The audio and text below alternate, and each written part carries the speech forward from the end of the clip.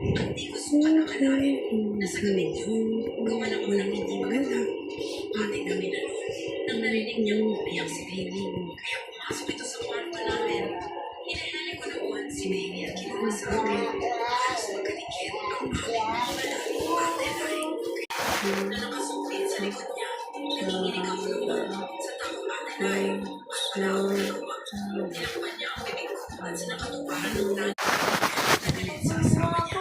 Kaya nag-report ito sa mga pulis at tinangkip ang aking biyanan. Sinumpong din ito sa aking asawa. At galit na galit ito sa papa niya. Sa ngayon, kasalukuyang nakulong ang aking biyanan.